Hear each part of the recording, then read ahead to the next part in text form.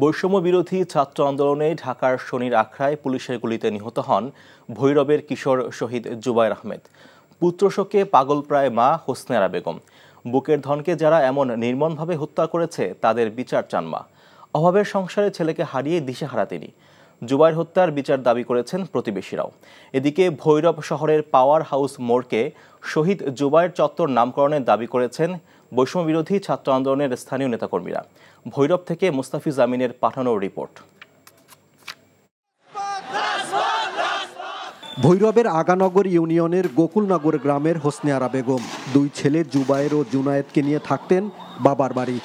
অসুস্থ দিনমজুর স্বামীর সংসারে শুধুই অভাব, তাই পরিবারের হাল ধরতে কাঠমিস্ত্রির কাজ শুরু করেন জুবায়ের।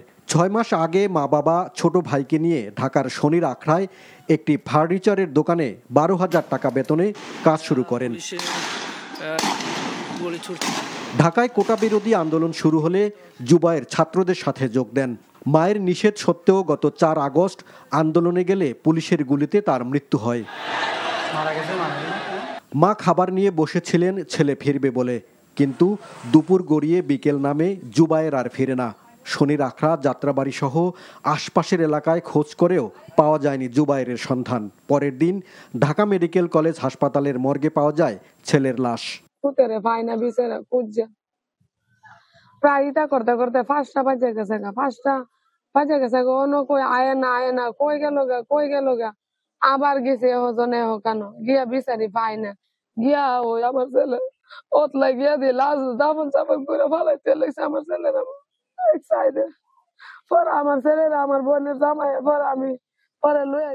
জুবায়েরের নানা বাচ্চু মিয়ার দাবি সহায়তা নিয়ে তার মেয়ের পরিবারের পাশে যেন দাঁড়ায় সরকার।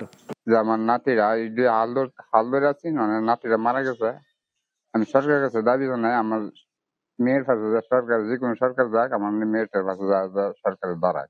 এদিকে বৈষম্য বিরোধী ছাত্র আন্দোলনের স্থানীয় শিক্ষার্থীদের দাবি, ভৈরব শহরের রেলওয়ের পাওয়ার হাউস সংলগ্ন রাস্তার মোড়টিকে শহীদ জুবায়ের আহমেদ চত্বর নামকরণের।